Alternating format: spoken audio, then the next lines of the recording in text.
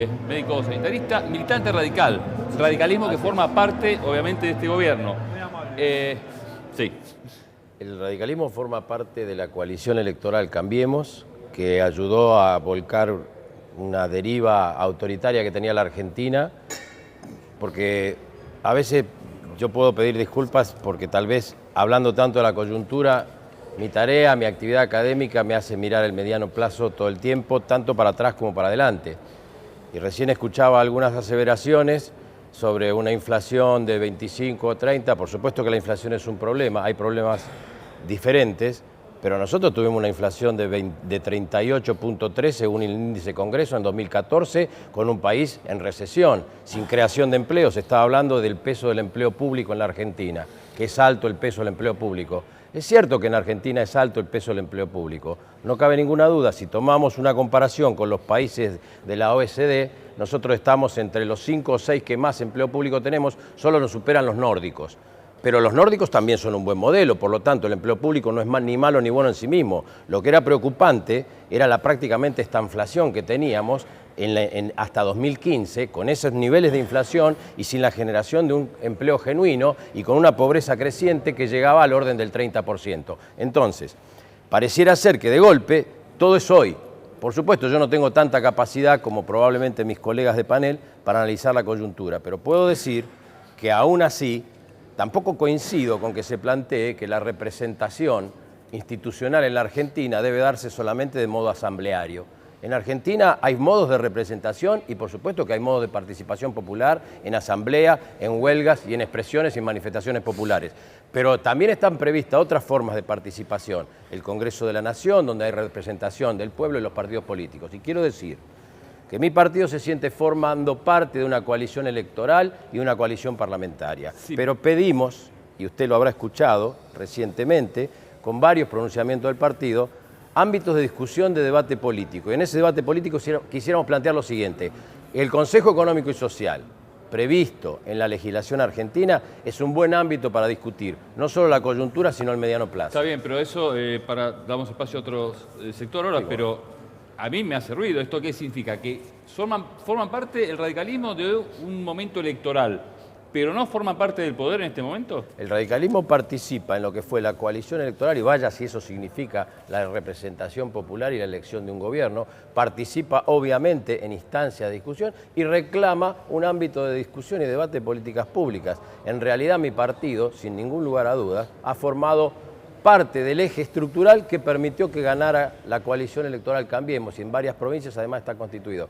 Lo que estoy planteando es simplemente que así como nosotros no tenemos para nada una mirada benévola, como que todo ocurrió hoy y no teníamos problema en el pasado, ni una mirada benévola de la coyuntura y pedimos más participación, también queremos que cada uno se haga cargo de la responsabilidad que atraviesa al haber formado parte de un complejo político-social que gobernó la Argentina y nos llevó a esta situación. Porque el déficit fiscal que se mencionaba recién tampoco es un déficit de ahora. La inflación no es un problema de ahora. El desempleo no es un problema de ahora. Entonces, si decimos todo eso, tenemos que decir, evidentemente ahora hay una cuestión que varias cosas se deben hacer bastante mejor y con más participación. Simplemente esto estamos reclamando. Sí, hablamos del conflicto bajo tierra, ¿no es cierto?, con los metrodelegados, pero también hay conflictos sobre la tierra. Estamos hablando de choferes de colectivos despedidos. ¿De qué línea son ustedes? Sí, ¿qué tal? Buenas tardes. Buenas tardes, de una línea de zona oeste, la 216, y acá los compañeros de la 720 despedidos. ¿Nombre? Quique, de la 216. Nosotros voy a tomar el eje que planteaba recién el compañero Pianelli, ¿no es cierto? Acá la realidad concreta es la reducción salarial. A ellos le quitan la personería jurídica justamente para encuadrarlos dentro de un sindicato que está firmando un paritaria a la baja, que es la UTA, con la cual nosotros venimos combatiendo hace tiempo. Nosotros el año pasado nos movilizamos a Plaza 11 reclamando también la reapertura de la paritaria, que el año pasado había sido del 8% para todo 2017, cuando la inflación fue superior al 20%. El año anterior, el 2016, también había firmado por 25%, cuando la inflación fue el 35%. Eso a nosotros nos sacó la calle, y bueno, a estos compañeros de subterráneo los quieren encuadrar nuevamente en el sindicato de UTA donde se aplican métodos mafiosos de conducción, ¿no es cierto? No existe la representación, recién hablaba de la representación para nosotros no existe, mucho menos, digamos, tenemos garantizada la vida democrática dentro de nuestro propio trabajo, no tenemos asamblea, no tenemos representación. Ustedes tienen un conflicto también, fue público, ¿no? El crimen de un chofer en La Matanza. ¿Cómo se vive el día a día, salir a la calle? Digo, están hablando de las condiciones laborales en cuanto al salario, pero también el salir a la calle en estas condiciones se vive con temor por delito. Bueno, para nosotros vivir, digamos, trabajar en esas condiciones es el terrorismo en su máxima expresión, porque, ¿no es cierto?, nosotros lo que vivimos con la muerte del compañero Leandro Alcaraz fue la peor barbarie que se puede conocer en la tierra, justamente que te ejecuten en tu puesto de trabajo. O sea, y ahora a raíz de eso mejoraron las condiciones, digo, porque en su momento se planteó que iba a haber mayor seguridad, mejores condiciones. Digo, ¿ustedes ven que se modificó algo con la muerte de Leandro?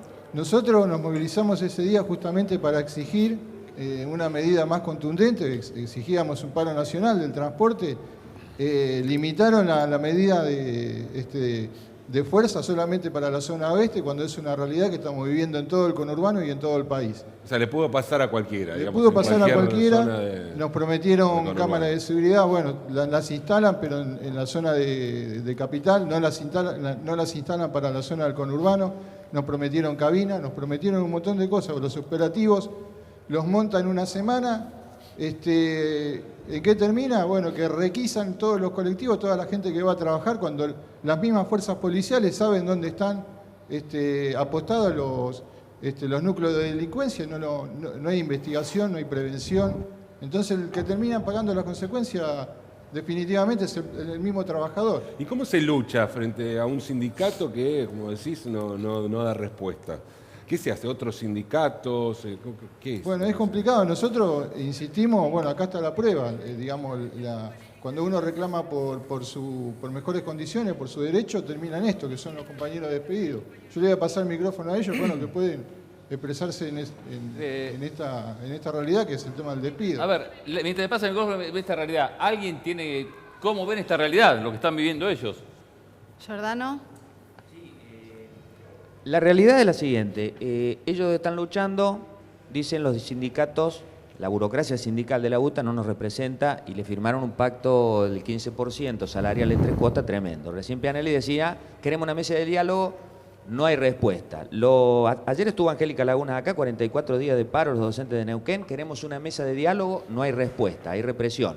El INTI, queremos una mesa de diálogo, quiere decir que el gobierno no solo que no dialoga, sino que reprime. Entonces lo que estamos diciendo de la izquierda socialista y el Frente de Izquierda, que la semana que viene vamos a hacer un gran acto contra el pacto, contra el Fondo Monetario Internacional, es que hay que unificar las luchas para intentar derrotar el ajuste del gobierno y la represión. Para eso hace falta un paro general y un plan de lucha, porque a todo esto la CGT no emite opinión, la CGT sigue en la tregua con el gobierno. Entonces Macri está haciendo pasar el ajuste con la complicidad de los dirigentes sindicales. Lo que se está reclamando desde abajo es un paro general y un plan de lucha para poder derrotar las medidas del gobierno. Lamentablemente hubo una marcha federal educativa donde hubo miles y miles en la Plaza de Mayo y ahí los dirigentes no le dieron continuidad. Entonces el problema de los dirigentes sindicales es tremendo, porque se están haciendo hechos heroicos de luchas muy importantes y los dirigentes sindicales siguen en el pacto. Entonces el reclamo que hay que hacer, efectivamente, con asamblea, pronunciamiento y todo lo demás, es que la CGT rompa la tregua con el gobierno y haya un paro general y un plan de lucha. Si se unifica el movimiento obrero en un paro general, bueno, estamos en mucho mejores condiciones para derrotar el ajuste, los despidos, el robo salarial, etcétera, etcétera. Artemio, ¿cómo repercute esto electoralmente o en la imagen del gobierno? Porque el año pasado también hubo un tarifazo, hubo grandes movilizaciones contra el gobierno y sin embargo el gobierno ganó las elecciones. ¿Esta vez es distinto? Bueno, dos cosas. Uno, Juan Carlos de Mita acaba de referirse a la situación general, dice que hay que ir a un paro general cuanto antes. Uno de los triunviros, sí. Efectivamente la CGT no es homogénea y no todos están de acuerdo con una situación de inmovilidad. Smith por lo menos por lo menos planteó la posibilidad de un paro nacional. Con respecto al impacto que tiene esto, bueno, la elección de medio mandato de Cambiemos ya mostró debilidades. Fue la peor elección de medio mandato en el primer ciclo de ascenso, peor que la de Alfonsín, que la de Menem, que la de Néstor Kirchner. Efectivamente, ya esta política erosionaba en el 2017, donde tenían flexibilidad para poder realizar cierta heterodoxia económica. Ellos ajustaron salarios casi en línea con la inflación en el 2017, ahora lo están desmoronando, están planteando salarios de 12, 15 puntos de aumento contra 30 puntos de inflación. Generaron obra pública, aunque de maquillaje también la generaron, transfirieron ingresos a través de la asignación universal, la tarjeta Argento, tuvieron una serie de mecanismos electoralistas, porque si hay un gobierno clientelista es el de Cambiemos. Desde que se inició el ciclo de Cambiemos, claramente la captación clientelista para enfrentar coyunturas electorales está a la orden del día en Argentina, cosa que con los acuerdos con el fondo y las rigideces que imponen las condicionalidades no la van a poder tener. Por lo tanto, lo que vos planteabas, Pablo, ya hubo erosión en el 2017, pero en el 2019, dadas estas características de cepo que pone el Fondo Monetario en las políticas domésticas, va a haber mucha más erosión. Pero perdón, algo que se conoció y que el Instituto Di Tella lo reconocen todos. La verdad es algo que reconocido hasta por el propio macrismo en su momento, cuando era oposición también. El último índice de confianza al consumidor, insisto, respetado por todo el arco político, ha dicho que en mayo bajó un 10% respecto de abril. La confianza del consumidor, la confianza en el gobierno, un 10% respecto de abril, y respecto de un año, mayo del año pasado, un 21,7%. ¿Qué pasa ahí? Yamil, bueno, no, que quería consultarle sobre estos datos, ¿no? Que también habla de la caída de la imagen, no solo presidencial, sino también de los consumidores. ¿Cómo analizas toda esta situación que hoy estamos viendo acá socialmente también? A ver, creo que sería bastante insensato no reconocer que los hechos que acontecieron en las últimas semanas generaron preocupación. Eso se traduce en incertidumbre y esa incertidumbre empieza a generar una crisis de confianza. Aparecieron algunos fantasmas que a ninguno de los argentinos nos avivan ninguna alegría, como el Fondo Monetario Internacional. Lo que pasa es que también hay algo que hay que abordar con sensatez. Porque, por ejemplo, yo recién lo escuchaba a Giordano y él hablaba de estar en contra del ajuste y en contra del endeudamiento. Bueno, la verdad es que me encantaría conocer la tercera vía, que no sea estatizar todo del planteo o cobrar impuestos, que ya Argentina es el país que más impuestos cobra a las empresas prácticamente en el mundo, por arriba de la región. Digo, lo que hay que entender, y el problema real, es que Argentina, como decían antes, hace mucho tiempo, hace 60 años, que venimos con un déficit fiscal estructural que no alcanza la plata. Un segundo que está Ya Matías. volvemos. Pero me cortaron la inspiración.